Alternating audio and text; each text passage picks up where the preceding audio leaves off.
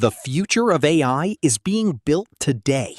Join the Global AI Clinic live. From idea to infrastructure. Build AI-powered products, services, and systems without getting lost. Learn directly from industry leaders Ajitesh Das, Dr. Juliet Igboanusi, Karthik Panchal, and Matthew Sudesh. Thursday, May 21st at 2 p.m. CDT. Free global access. Limited virtual seats available. Scan the QR code or visit HoustonAIinstitute.com now to register. Seats are filling fast. Don't miss your opportunity. Register today. Good day and welcome to the May edition of Global AI Clinic powered by Houston AI Institute. Global AI Clinic is a monthly initiative where the mission is to make AI education and innovation accessible, ethical, and impactful. If this is your first time joining us, you're welcome. Great to have you in the room. If you've been here for past editions, you're welcome again. You already know what you are in for: real insights, real conversation, and real impactful takeaways that you can use practically in your workplace from tomorrow. All right, going into what we have as the May edition for today's theme. It is called From Idea to Infrastructure: Building AI powered products, services, and systems without getting lost. I know you would agree with me that there's just a lot of hype around AI in our world today. Everyone wants to build with AI. Everyone has an idea. I've noticed the problem that we're thinking about how we can use AI to solve. So the conversation today would rally around the mindset we need to have to build with AI, and what are the guardrails we need to consider, what are the things we need to put in place to ensure that whatever we build is actually usable, scalable, and impactful.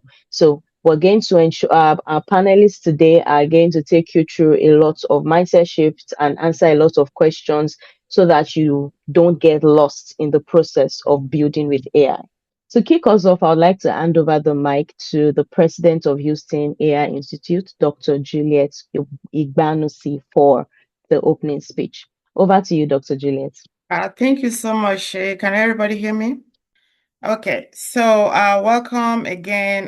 We're so glad that you chose to be here this afternoon, morning, night, depending on where you are.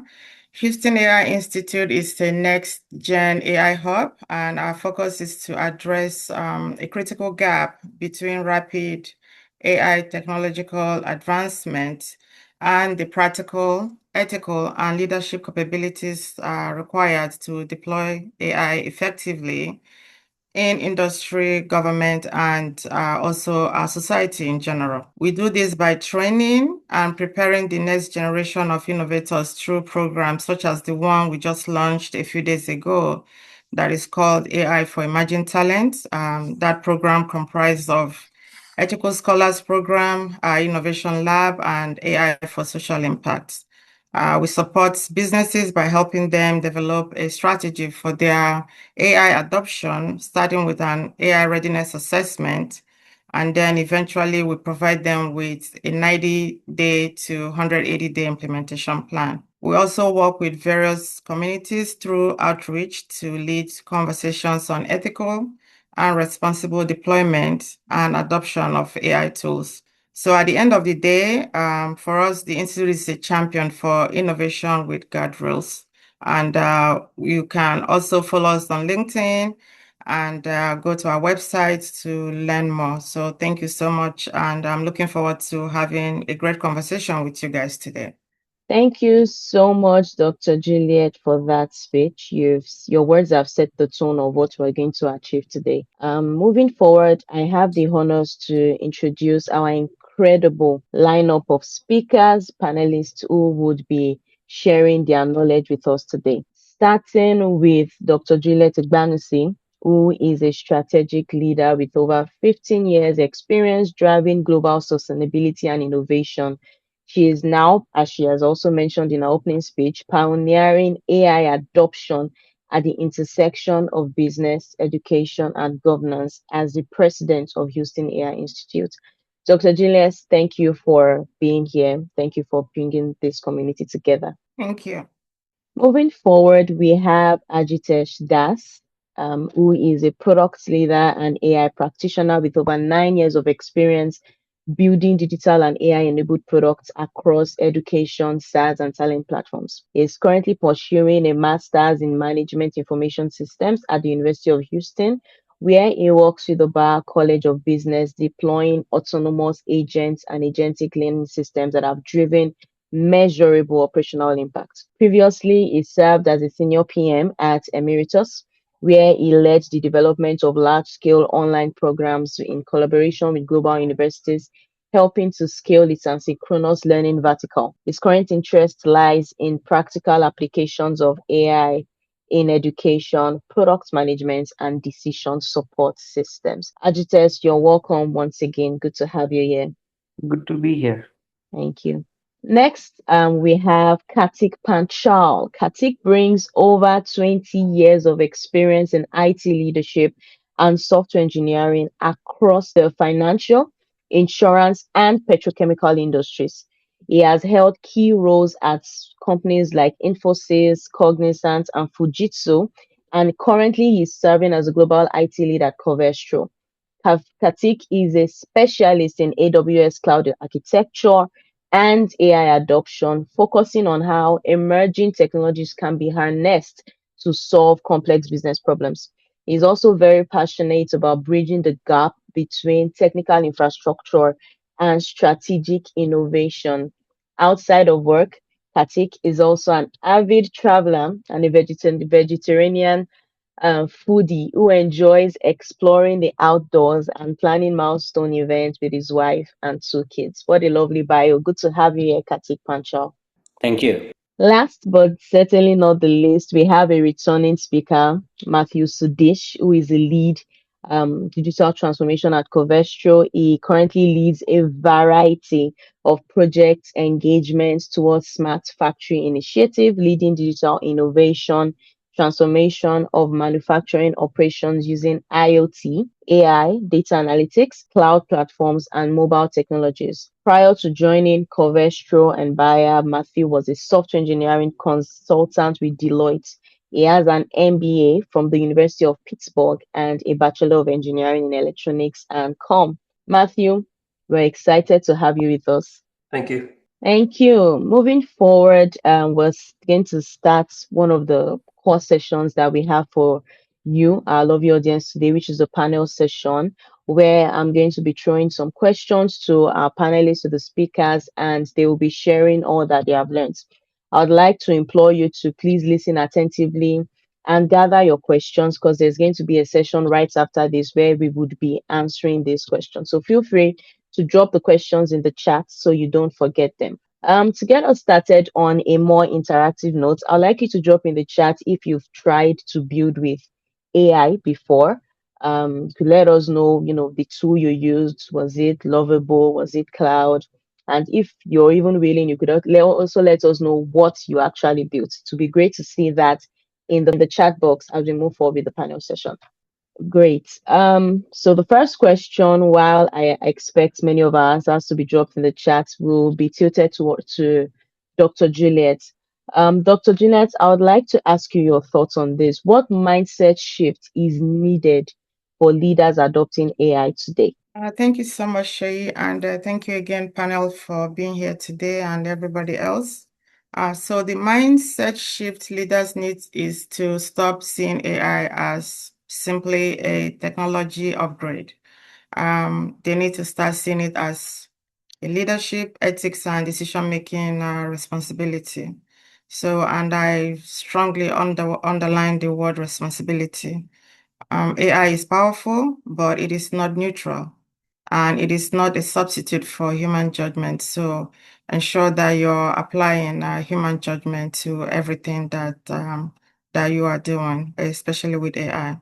So at Houston AI Institute, our position is that AI adoption should be purpose-driven, responsible, and also inclusive. leaders should begin by asking, what problem are we solving? Who could benefit? And most importantly, who could be harmed? What guardrails do we need, especially if we identify that there might be harm in the process? And then the other question will be, how do we keep humans accountable for the final decision? So it's not enough to deploy systems. It's not enough to work with the systems if we cannot explain to the public what happened, especially when something goes wrong. So for me personally, responsible AI leadership means moving from, I would say, speed alone to wisdom, from automation alone to accountability, and from fear to disciplined curiosity. So being curious is good. The organizations that will succeed at the end of the day with AI are not necessarily the ones that adopt the fastest.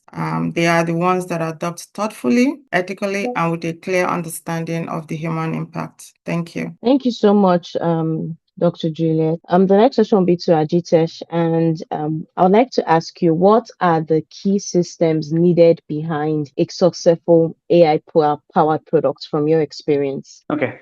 So my point of view is this: before we even think of AI or AI powered products, the fundamental systems of business, for example, knowing your user, knowing your customers, knowing your business model, and the way you do business has to be crystal clear. Those systems have to be in place before even we think of using any AI model in our business, in our processes. Some of the things that I've seen in the last couple of years, I've seen a lot of product managers, a lot of founders, while well intentioned, they would use AI as if it is a hammer looking for a nail, whereas it should be the other way around, right? You identify all aspects of the business. For example, you have a good customer relationship department or management department. You have a good business model around it. You have good relationship with your vendors. The way you do business, your digital strategies, your growth strategies are in place. All of those have to be there before you even think of using AI and building an AI powered product. Some of the things that you do, for example, your data streams, for example, once your customer interacts with your website or your app or your product, do you actually capture those interactions right now?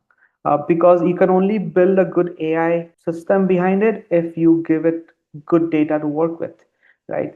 And I think Matthew or Karthik will talk more about it. But then we all know about the concept of garbage in and garbage out. So if you feed the wrong kind of data or the processes to AI, it can only work so far, right? So my point of view has always been, and I'm sure most of you will agree, is that having a good customer, user model that you have, a business model that you have, a good vendor relations that you have, a good collaborative environment that you have is far more important before you even start thinking of building an AI powered product, because it will actually help you build a stronger AI, I would say AI backed or AI native product that you have. So that's what I have to contribute, and that's what I believe in. Thank you so much, Aditesh, for that profound answer. I'd like to continue with that thought pattern and throw my next question to Karthik. What should founders or professionals focus on first, right? Is it the AI model, the problem, or the user experience? Yeah, thanks, sir. I think it's a good question, and based on my 20 years of building systems, I can break it down into three basic points, right? When the priority order is clear for any professional or for a new entrepreneur, for a startup or anybody new starting, right? What problem are you trying to solve? With that problem, what user experience are you providing? And then go to the AI model. That's your basic priority model. When we talk about problem, clearly define what painful tasks are you trying to solve for the user? How often does it occur? What is the cost of currently doing the solution in a way? And what is the cost of not doing it in a certain way? So in the business world, we typically do it not doing the analysis, right? So think about the time, money, and frustration that your end users are facing. Ask who is going to pay for all of those. And if your improvement is 5 times, 10 times improvement, then you have a problem that you can actually solve. And next one that I mentioned was the user experience, right? A lot of AI projects that get started kind of fall flat on face is because of poorly designed UI or UX. So talk to the users, get the clear expectations, what AI can do, what AI can't do. Be transparent. What are the tools capabilities? Keep it simple, keep it delightful. Get your feedbacks fast, and in your internal processes, make yourself agile enough so that you can change, adapt to the user changes. Because today's technology world, things are changing and moving very fast.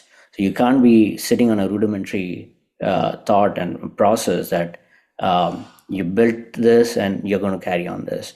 Keep yourself agile enough. And then at the end, I would say choose the AI model, right? So once you have tested your users, what exactly your market fit is, what exactly your product fit would be in the law practice, be it on the industrial side, be it on the medical side.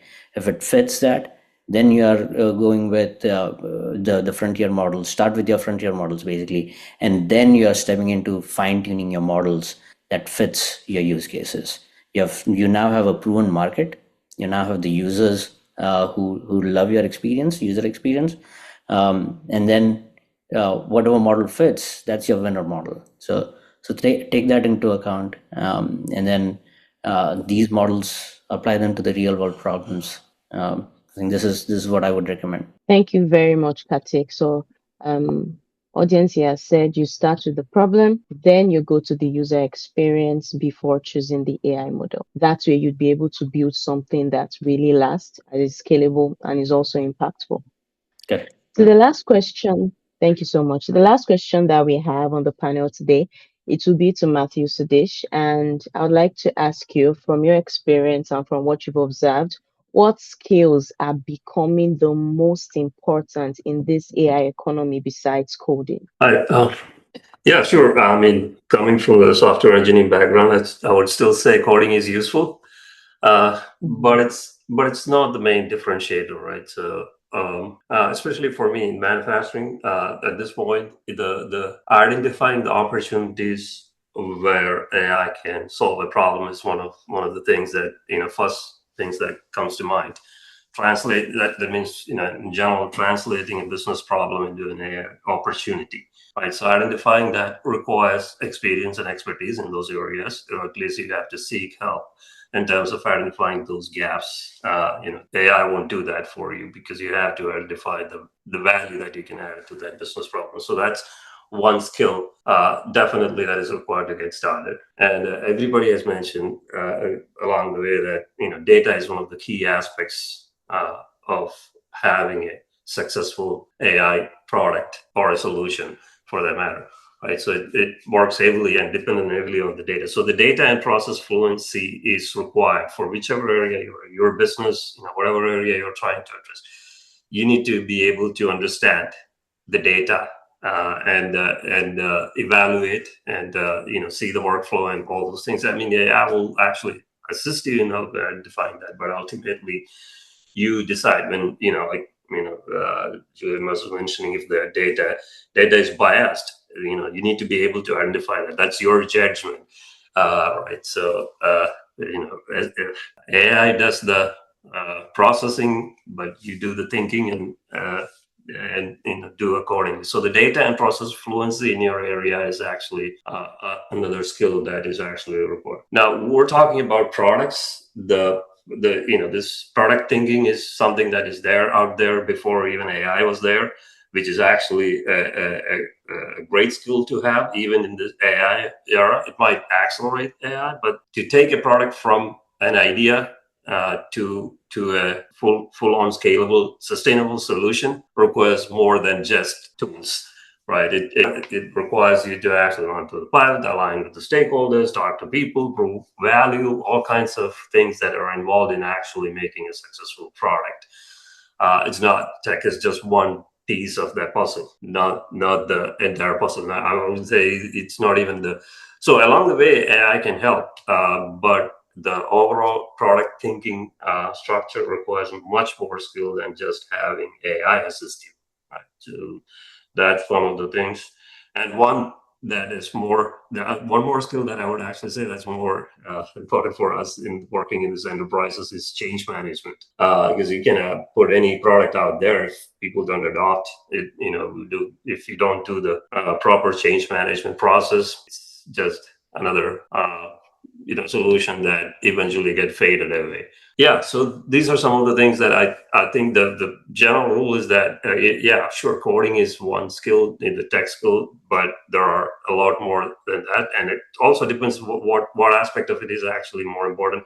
Depends on the area or the business problem you're actually trying to solve as well. Yeah, that's all I have to say. Thank you so much, Matthew. And with that, we're going to go straight into the Q&A. So if you have any questions at all, please do well to drop them right now in the chat. But while we wait for persons to drop their questions, I'll just like to throw this question back to you, Matthew. Right now, we have a lot of persons trying to learn how to build with particular AI tools. Do you think that is sustainable? Do you think that is a skill set anyone should focus on for now? Tools change, right? So especially in a AI world, you can see that these tools actually changes very rapidly. The one tool today is become outdated in no time. So before even you think at the tool level, you probably want to actually think at be able to categorize that tooling based on the area that you're actually addressing. So what I'm trying to say is that, so the first part is data, right? So there is a lot of tools that you can actually use to deal with the data, whether it's storing the data, cleaning the data, structuring the data, contextualizing the data. So there's tooling in that area that you would actually use when you're actually building a product. Then there's the model itself, ChatGPTs or whatever models that are actually using. Then there's the UI part. So the tooling depends on which bucket this goes to, right? There's data, model, there is UI, there's integration, so there's different pieces, and there are tooling in there. Right now, you can pick anything that definitely based on your preferences and the cost and all those things on the area. But at least you need to have an idea of get yourself too much into a tooling part right now, because what I'm seeing is that the tools also changes very, very rapidly down the road. So you need to actually have a slight thinking of distancing yourself from not shooing in yourself too much into the tool right now, because these tools are rapidly expanding and changing the way it works. Because when we started using AI, this is probably 6 months back, the coding platform, how the coding platform was versus now is like completely different. So don't get yourself, so just more align yourself with the business problem and how you're solving and what area you're solving, so that you should be able to replace the tool that you're actually using later on. Thank you so much, Matthew, for that answer. So we already have some questions being dropped in the chat, and I'll just read them out and assign to one or two of our panelists. So Issa is asking, how do I reach people you want to sell to? I think what this question basically means is how to conduct outreaches to persons to book a demo for your service using an AI tool. So this is more like a practical question of what Issa is trying to achieve, maybe cold calling or outreaches to persons to sell a service using an AI tool. Who would like to take a go at this question? Can I answer a little bit? I can try to answer a little bit. The B2B. Yeah, sure. So usually for a B2B, small businesses usually it works for a cold call or those kind of stuff. But if you're actually trying to develop an AI tool that actually helps you, book the demos, or if you are actually having a service that you want to actually present to a B2B another business, right? So there's two aspects of it. Is are you trying to develop a solution that has actually to book a demo with any B2B for, or actually your problem is actually getting to in front of a business with your service. So if you can address that, I can answer a little bit better, because B2B usually the cold call doesn't work. There's marketplaces where things like that, they put out RFPs and the processes and things like that is there. That's where you actually want to advertise or get your services to, so that you can actually. Thank you, Matthew. Dr. Juliet, you want to share some thoughts on it? Yes, so this is a very interesting question, because as a founder, this was something I struggled with at the beginning. So you will need to, I don't know where you are, but you do need to find a meetup place. Most of these businesses, they do have meetup places. Sometimes it could be meetup places for, I would say, innovators. If you're in Houston, there's a place called the Ion. That is like the incubator for anything tech. So I go there every Friday. Sometimes not for any particular reason. I go there because that's where I meet all kinds of crazy people like myself, trying to figure out, where to go from where they are. And and that's where you get the opportunity to talk to founders like yourself. You're able to talk to students, you're able to talk to those businesses, and you're able to actually show them, what is it that you have.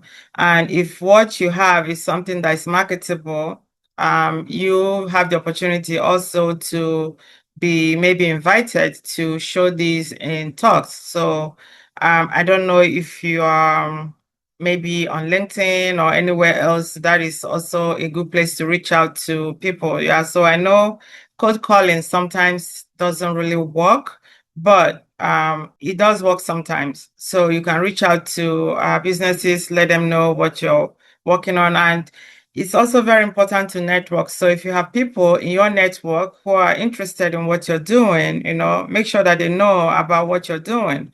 So I'm glad that you're asking that here. So if you're asking that here, that means you're not shy about, talking about what you're doing. So you are actually I would say, the biggest advocate for yourself. So you have to let people know what you're doing, and then try to partner. So the easiest way actually to get yourself to doing anything with anybody is through partnerships. So if you find out who is doing what in whatever niche you are in, and then see if you can piggyback on somebody who is already in there. That is also a good way to, get yourself out there. And I have to also let you know that most times, if you're just starting, you may have to offer whatever it is that you're selling for free sometimes. So you have to have that mindset too, because people are more attuned to wanting to use if they are able to see, if they are able to test. So, hey, 1 week subscription to test this, 1 month, to test it here and there. And that is how, you have to get the hook in. And then once they see it and, they're able to buy it. So that is my 1 cent. I can add. She has actually explained the SaaS voice AI agent service is that's what they're trying to actually do. So not trying to do the cold calling, but yeah. So I mean that means you are trying to address to the mostly it's might be a customer service in part of the company that would require such a service. So you probably have to target those kind of groups within the company. So if you're actually like Juliet is connecting with people, so there might be conferences and stuff like that essentially addresses not AI side of things, but the customer service organizations, right? So that's where these agents, voice agent services, are more applicable at this point, right? So you might want to target those kind of conferences and meetups to actually meet people to actually get in the demo somehow. Yeah. Okay. Thank you, Matthew, for doing justice to that question. So I'll move on to the very next question that we have here, which is from Thomas, and it is directed to Kartik. He says, do you have a real life AI example where folks started with an AI solution and failed because they did not work on understanding the problem at first? Oh, yeah. Absolutely. Yeah, I think there are large enterprises and small enterprises. They fail all the time. Even we at work, I think we constantly go into the pilot mode. We realize some things and we either go forward with it or we stop. The ability to stop and restart or pivot or fork from where we left off. I think that agility is important. I think a couple of examples I can give. I think the top of my mind that comes is Google's Bard AI itself. Who I don't think so anybody remembers now Google Bard, which is now rebranded or launched as Google Gemini. But Google always fails at implementing solutions, but they are quick to adopt, pivot, rebounds quickly. I think IBM and Oracle also did something very similar on the healthcare space side. IBM's Watson, they had very bad understanding of what doctors really needed, and it failed miserably. Oracle started its acquisition journey with acquiring a few companies, but they were completely relying on Amazon's infrastructure. And now Oracle has completely scrapped it. They are on their own journey to build their cloud up from ground zero. And I think they are making good inroads in today's day and age. Yeah, from our own experience, very particular, I think there are a few AI predictability or IoT based predictability projects that we might have worked on, but we have not seen it fly through. Primary problem or primary reason being, I think somebody mentioned today, garbage in, garbage out. Industrial spaces, especially if your base data is not easily ingestible, if you cannot correlate it with your CRMs, your ERPs, you cannot contextualize it, then your AI solution is bound to fail. What we are doing, especially in industry or IoT 4.0 or in the next iteration, is the data ingestion pipelines has to be cleaner, has to be modernized, and also be able to easily make context of your data. And the other problem that I've also seen when designing AI solutions, we tend to throw in a lot of data models to our AI. And we, as data engineers or as the architects of the data, custodians of data, we kind of get lost in that plethora of data, which is where we get stuck. It's like carrying a big bag of inventory along with you, but you don't need all of it. So understanding your data becomes important, and then working on that data itself, a smaller chunk of the data become important. And I cannot give specific instances, but yes, we have failed, we have learned, and we are constantly improving on it. Thank you so much, Kartik. Thomas, I hope that answered your question. Okay, I do have one more question. Is to Matthew. Matthew, during the panel session, you mentioned some skills that are highly important that in this current AI economy, right? So the question is, how should someone or what should someone do right now to build these skills? So for example, when you mentioned like change management, what should I be doing that would help me to upskill in getting these skills? Oh, okay. So yeah, I mean, it's no different than what someone was actually doing before in these areas, but these areas have changed slightly because of the AI help that can be actually used in those areas. So let's say change management, right? change management for especially an enterprise companies was always especially manufacturing was always a big issue, right? And you decide your systems and solutions and you build something, and you finally, when you actually implement on the shop floor, nobody wants to use it because there's gaps and things like that. So change management is essentially getting them involved early in the beginning, doing the appropriate training and all this. So this hasn't changed. The process hasn't changed. But what has happened is that these processes can now get help from AI to actually accelerate.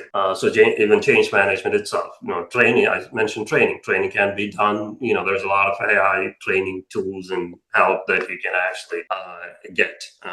Right. So and then you can also iterate the product so fast that or personalize the product very easily for acceptance and things like that. So there's a lot of things that you can actually do.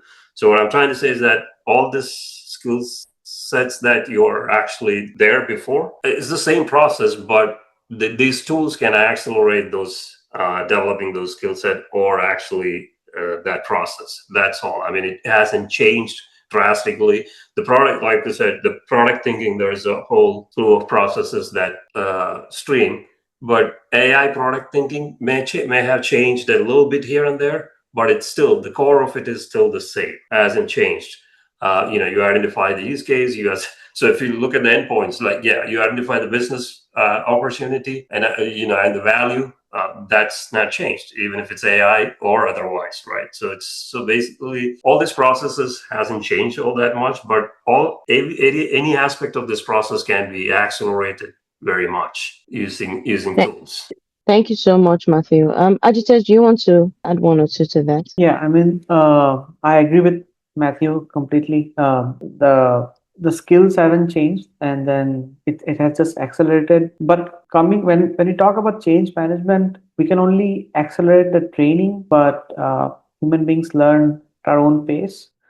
That we can never accelerate, at least for now. So even though we might have a change management plan ready, or maybe we have a collaboration going on with product marketing, sales, operations, those will move at the human pace still.